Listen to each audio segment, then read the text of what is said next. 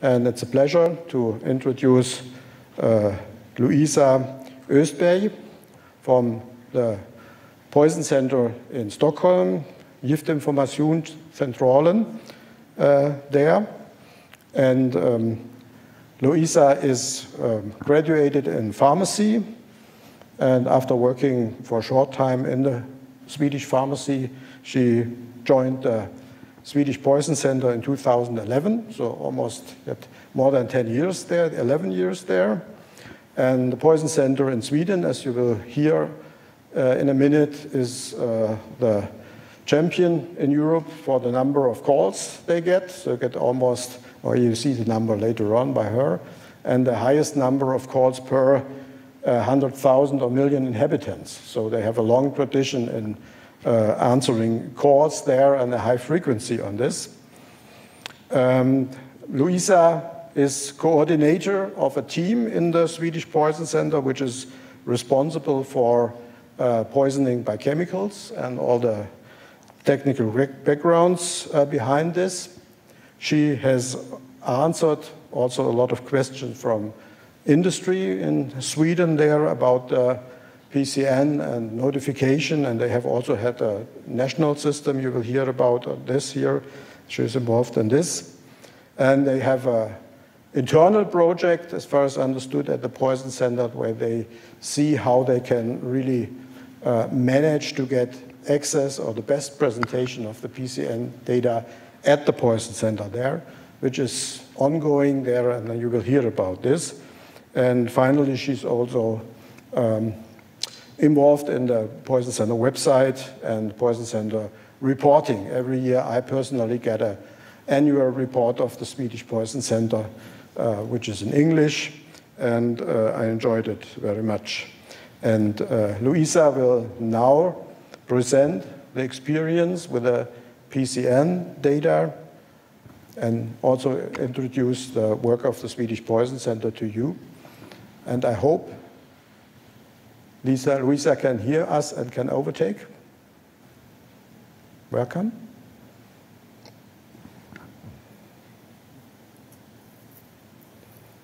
I hope I have the sound on.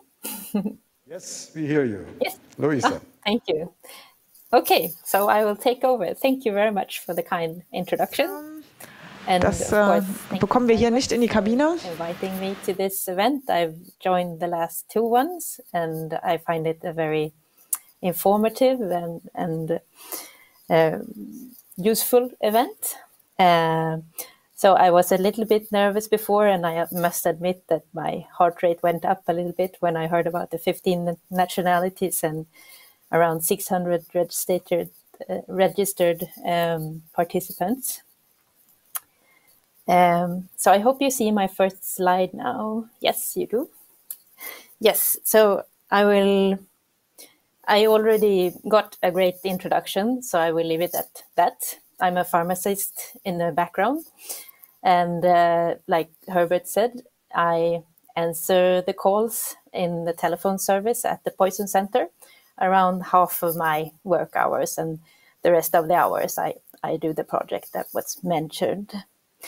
And of course, I regret not being able to come to Berlin and present in person. That would have been great.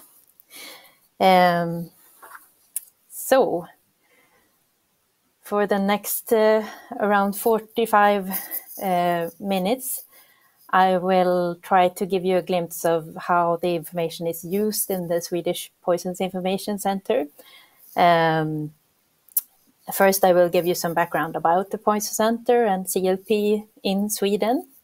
And then I will talk about how we received the information about chemical products in the past, and how we do it now and how it's working, and what we foresee for the future.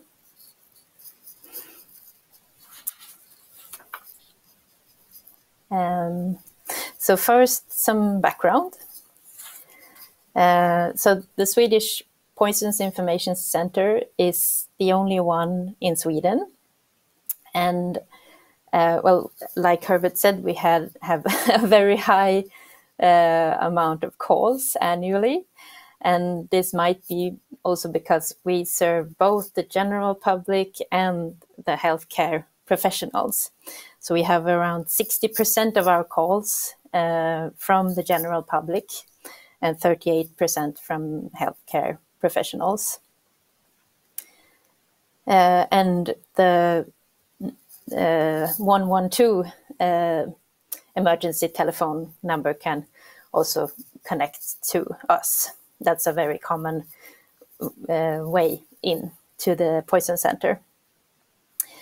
And we are a unit within the Swedish Medical Products Agency. And in the whole agency, we are around, I think, 900 employees. But in the Poison Center, we are 40 employees. So we are around 30 pharmacists like myself, and 5 physicians and 3 administrative staff. Yes, so we have a high inflow of calls, about 96,500 last year. And I don't know if we are a very anxious population and that people call us a lot about acute poisonings. But of these roughly 96,000 calls, so around a third or 30,000 were about chemicals and chemical products. And around a third of our calls are about children below 10 years of age. And in those calls, around half is about chemical products. So a very common question would be a toddler that reaches a chemical product in the cleaning cabinet or anywhere in the home. So the telephone service is open 24 hours a day.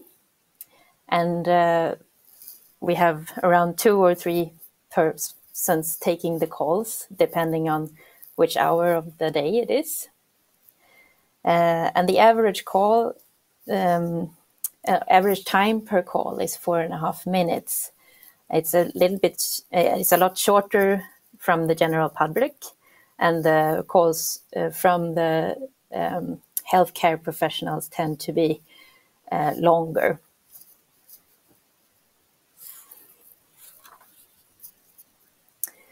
So that's about my workplace.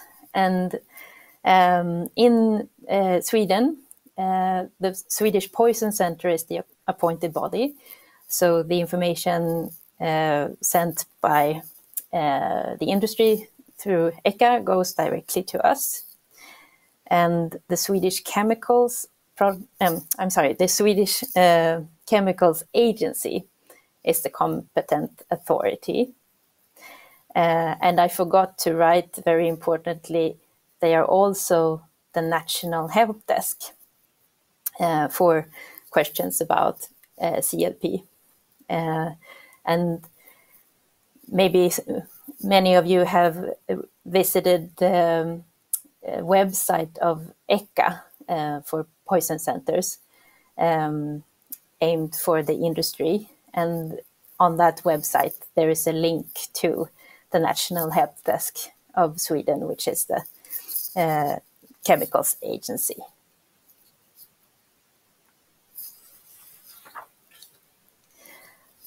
And we also have a national products register. Well, the Swedish Chemicals Agency has that. It's a completely different register or database. It's separate from our database or from CLP. And as I understand it, the meaning of this register is more to look at the usage of the products, the area of use, the function, the volume, and health and environmental classification. And I have included a link in the presentation to the products register. But like I said, the Swedish Poisons Information Center does not have any access to the products register at the Swedish Chemicals Agency.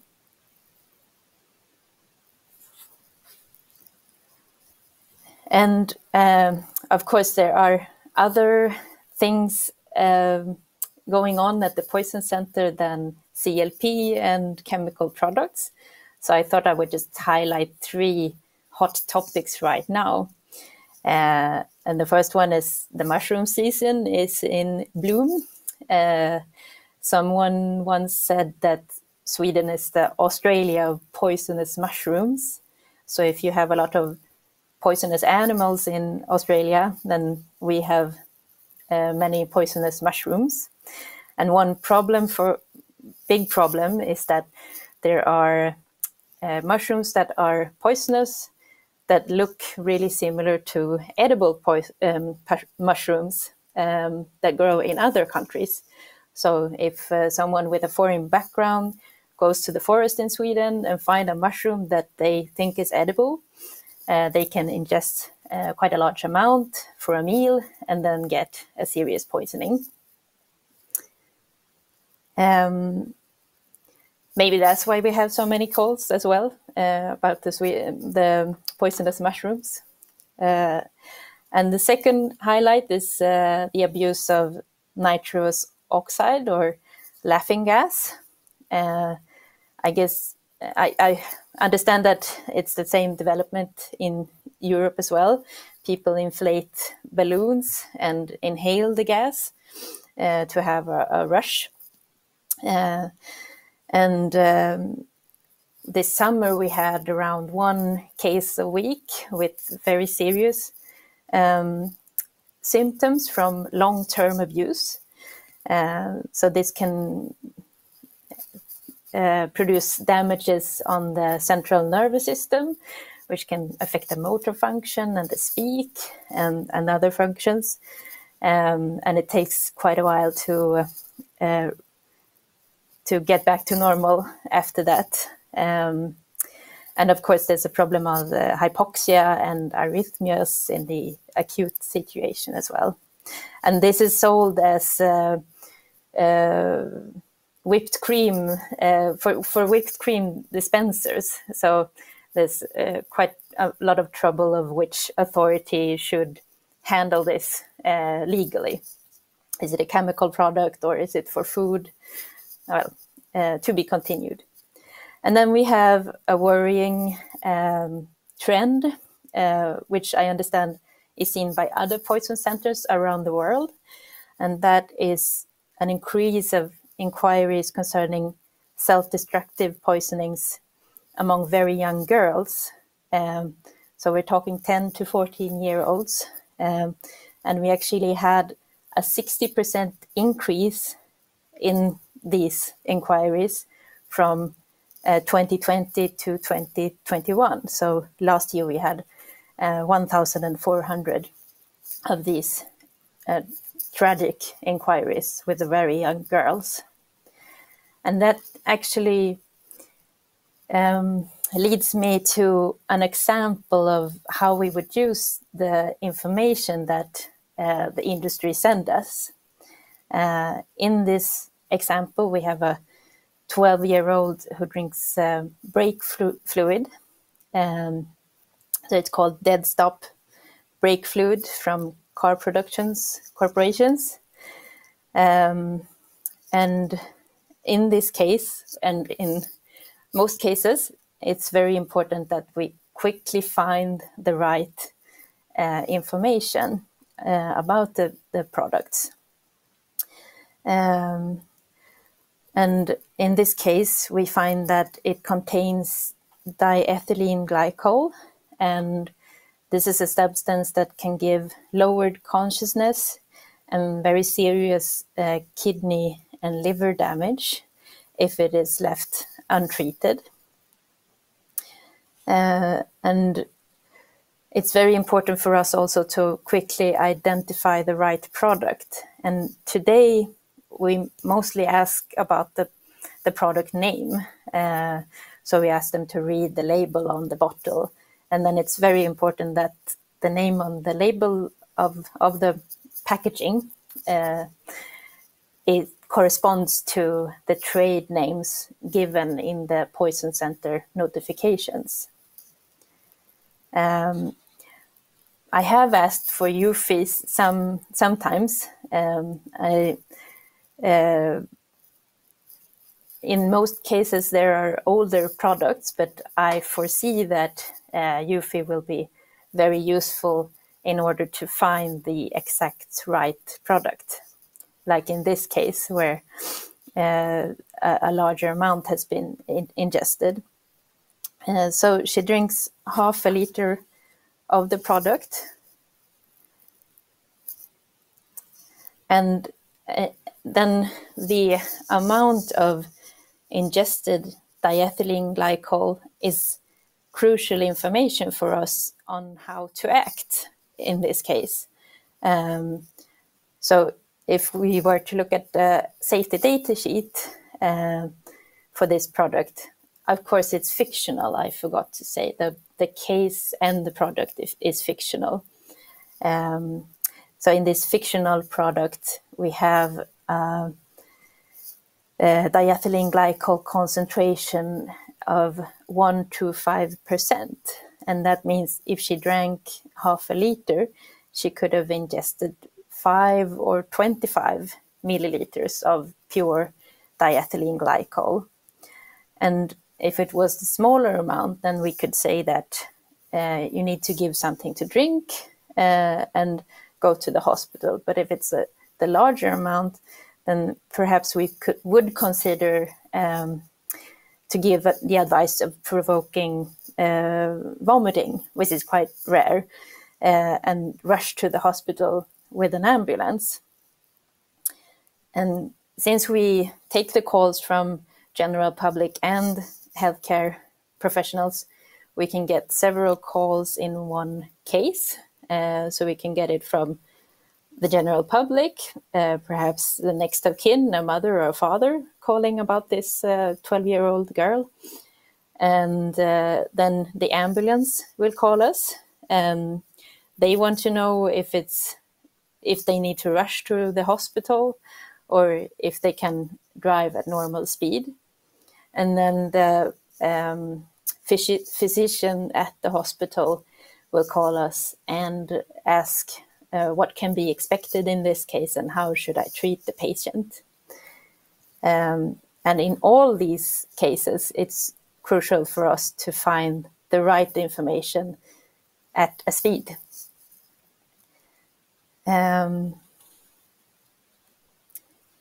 Yes. So I hope that gives an idea of how we would use the information and why it's important that we quickly find the right information.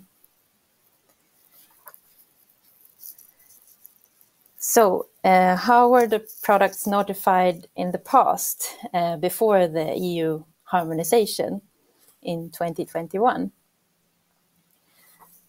Well, we have always been the appointed body, so we still receive the information directly. And so the company sent us the product information through email in various file formats like PDF or Word or Excel.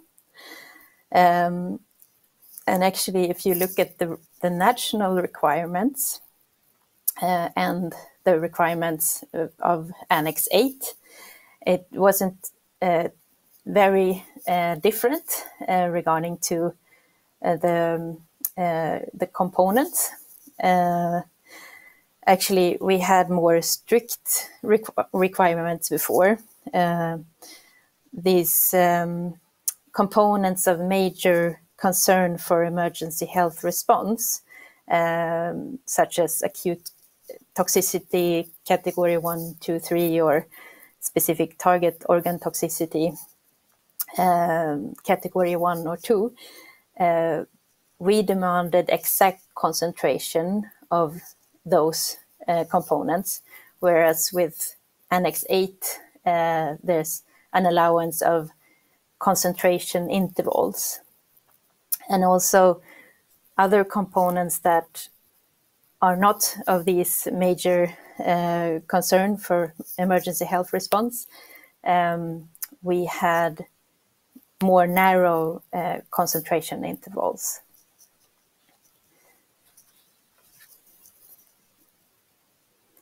Oh, and the companies, of course, can still use this method until 2024, according to Annex 8.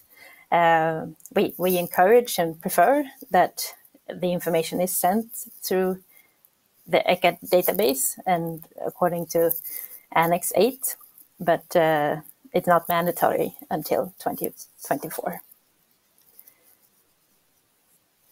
For products for industrial use, did I say that? Very important. And this is a print screen of our case registry system.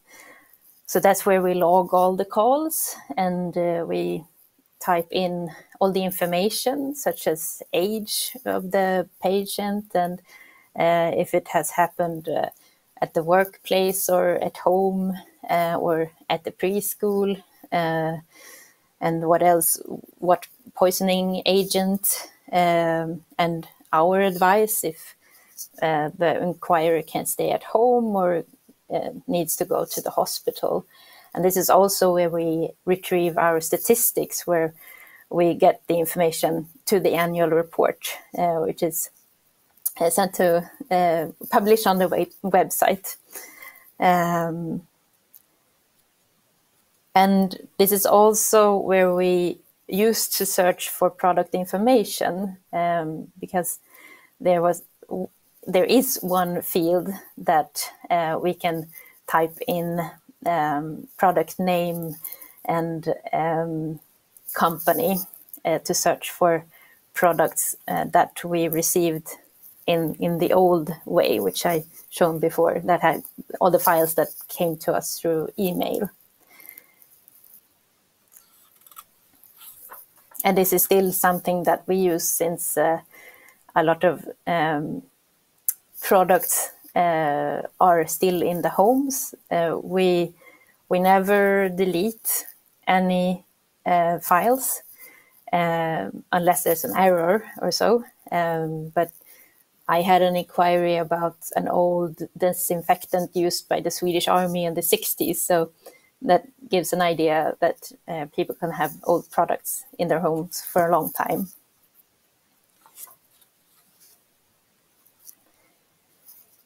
Yes, and in this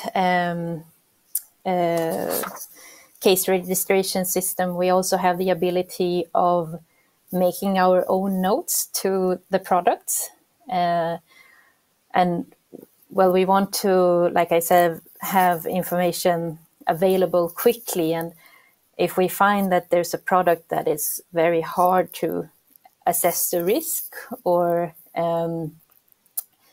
is reoccurring often, we can make a product assessment, which means that we will summarize what the content is and make an assessment of the acute toxicity and write a text with short treatment guidelines. So it could be, if a child of 1 year takes a sip of this product, you can stay at home and give something to drink. If it's a larger amount, you need to go to the hospital, for example. And in the best of worlds, we would assess all the products, but since there's such a large inflow, we prioritize the ones that are often reoccurring and, like I said, hard to assess. Yes. So that was about the past, which is also used in the present. But now we have Annex 8 that has entered into force. And at the Poison Center website of ECHA, which I'm sure Danielle and Heidi might mention, which is a very good website, there's a colorful table showing how different countries have implemented Article 45 Annex 8 in their different member states. And this information is available there. So well, at least for the language, I think the fees are there as well. But one common question that I get from companies is there a fee in association to notifying products or for using our telephone number in the safety data sheets? And the answer is no, we do not have any fees. And the notifications to Sweden can be made in English and in Swedish.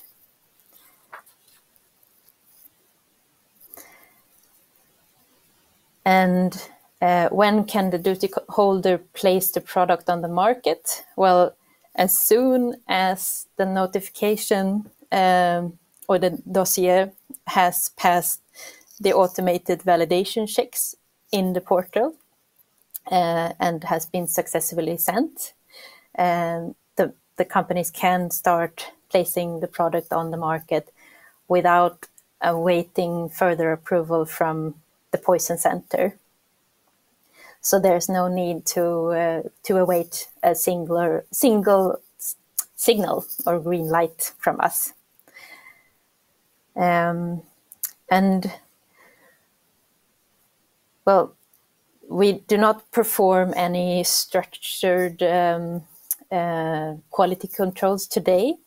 We might in the future make random quality checks, but in my opinion, when we use the information as it is intended, then that is a form of quality check.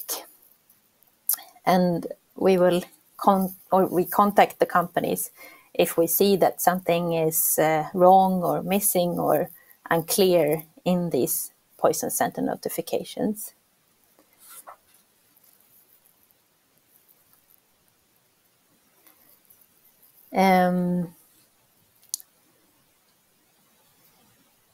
So the number to use on the safety data sheet is 112, ask for poisons information. And in Swedish, it will be 112, begär giftinformation. Like I said, the 112 number will connect calls to us. That's quite common. So Annex 8 is for products that are classified as hazardous, but we also gratefully receive information about products that are not classified as hazardous. There's no legal obligation to do so. And submissions can be made in the same way as for classified products, that is, making a voluntary submission through ECHA's submission portal. And if a company produces a safety data sheet and use our number, we would really prefer to have information about the product, because otherwise we have a limited ability of helping when the call comes. And I've inserted a picture of Play-Doh to the right.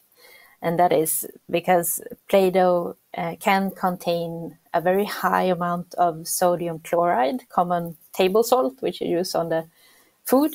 And although it's not classified, it can be harmful if swallowed in large amounts. We have some cases annually, actually, where children eat the Play-Doh and they start vomiting and the electrolyte balance of the blood is affected. So it can get quite serious. And then it would be good to know the concentration of salt in the dough, for example.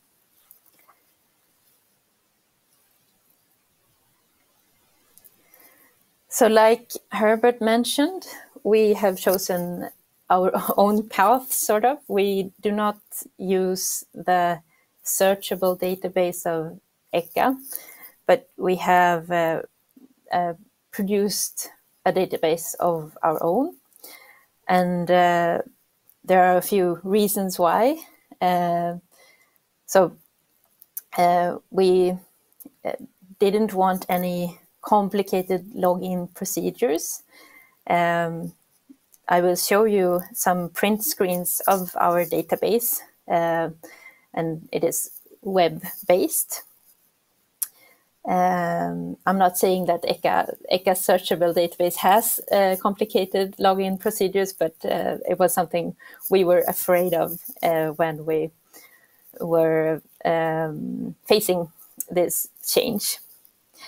And we want to present the information in the files in the layout that we prefer. So crucial information for us is pH and mixture components. So that should be very quick and easy to find. And we want to be able to control service windows for maintenance ourselves. And we are investigating the possibility to have access on offline for some of the products, not all. And we want to be able to continue to make these risk assessments and put our own notes on the products like we did before, and the short treatment guidelines. And also, it would be easier to have one place to search for and not having to look for old products in one place and new products in one place. So we want to merge them. All the products information that we received via email and through ECHA. Yes.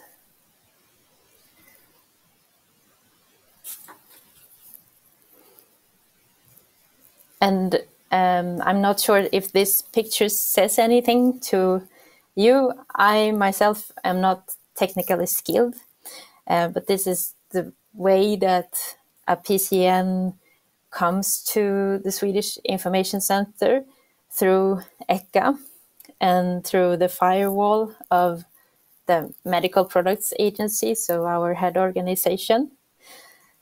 And the database is updated once daily, and that does not affect the functionality of it. Since we are a 24-hour service, you can't really turn it down for 1 hour between 10 and 11 p.m. It needs to be up and running all the time. And I understand that it's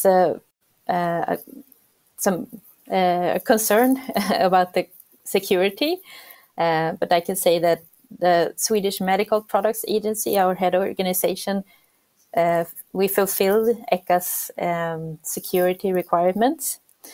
And so the database is web-based, but it's only available from the internal net of the Medical Products Agency and not available on the internet outside. And like I said, we are around 900 employees at the Medical Products Agency. And we all have different roles that can be controlled by the IT department. So, for example, in my role, I cannot go and look at applications from drug companies that are awaiting an approval for a new substance or a new area of use. That's not information intended for me. So I technically can't, and I also have an obligation not to try to retrieve information that is not meant for me. I would commit a criminal act if I tried.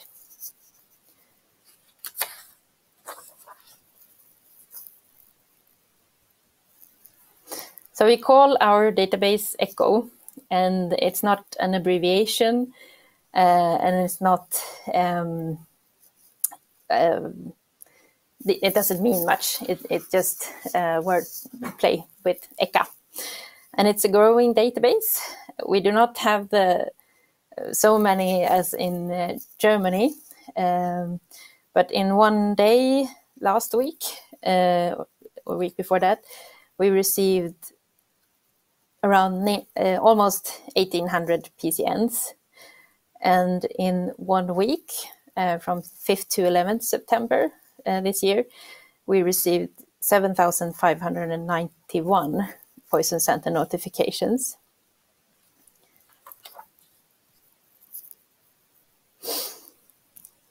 And today we have 337,481 poison center notifications in total. And so I make it around the 10th of Germany's 3 million, if I understood correctly from what was said before by Herbert. And of these, 333,600 around is an initial notification, and 91,000 is an update. 1,718 is a withdrawal. And it would be very interesting to know how many that are a MIM and how many that contain a MIM.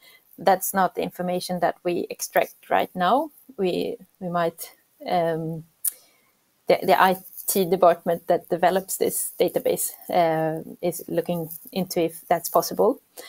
And we do not extract the information either on how many that are a standard or a group or a limited or a voluntary submission, but that of course would be interesting to follow as well. During my work shifts, I have not seen any limited or group submission in the database.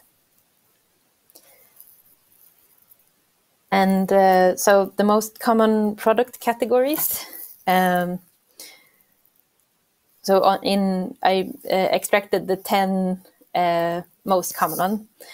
And in first place, we have mixtures for further formulation, which is 72,831.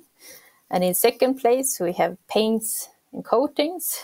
And actually, paints and coatings we can also find in fourth place and fifth place. And in third place, we have construction chemicals, 28,245. And in sixth place, we have other products for chemical or technical processes, 9,990 of them. In seventh place, we have fragrances. In eighth place, lubricants. In ninth place, reagents and laboratory chemicals. And 10th place, polymer preparations and compounds.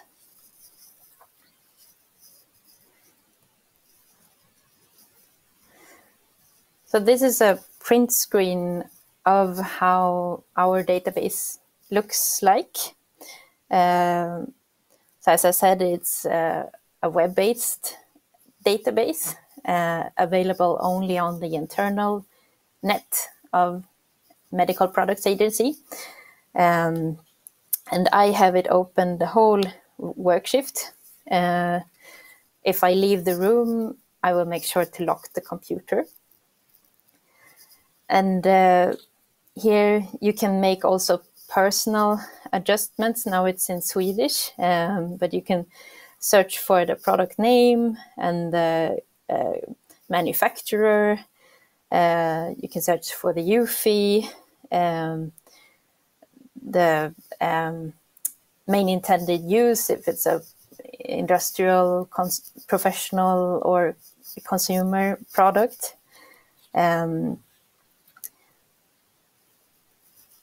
See. And then if I search for a product, I will get a hit list, which can also be personally adjusted. And that will display the product name and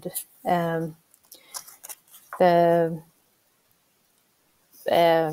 name of the company and all the information actually that I can filter for.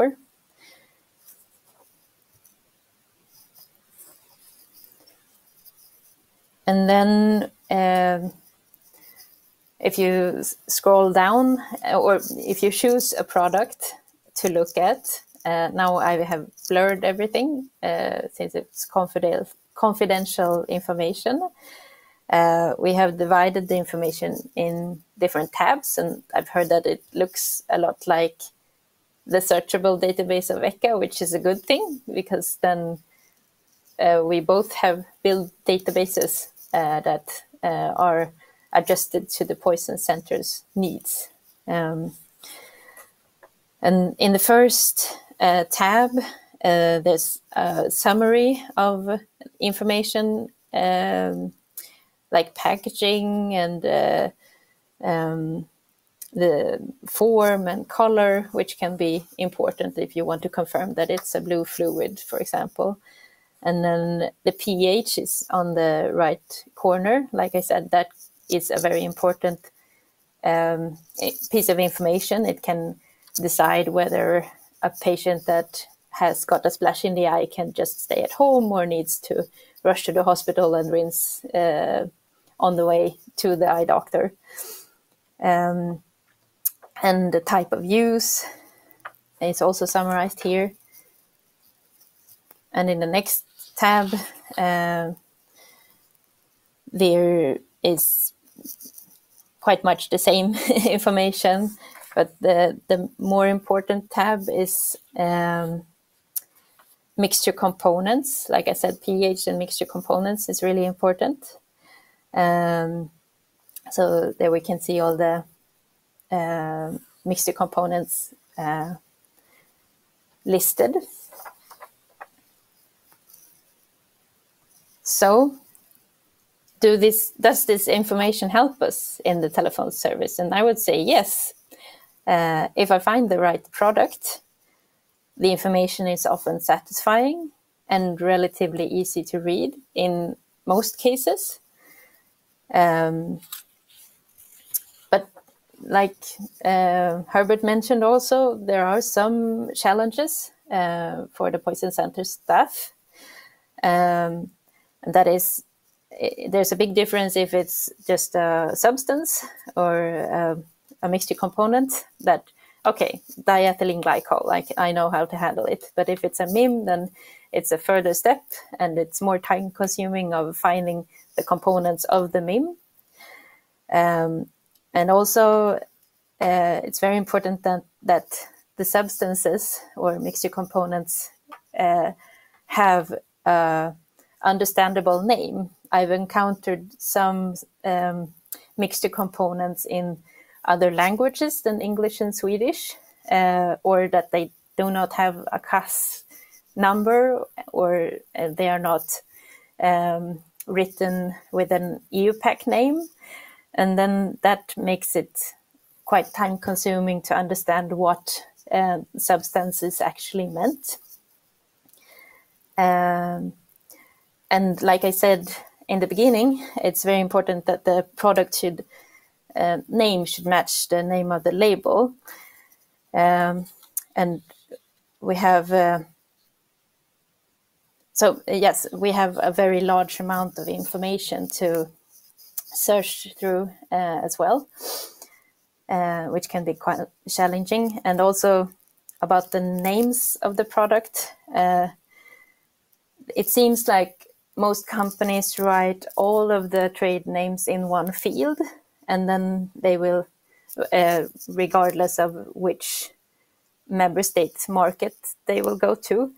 And that means that in my hit list, I get all of the names, including in other alphabets. We can filter that out, of course, but it's even more challenging to find the right product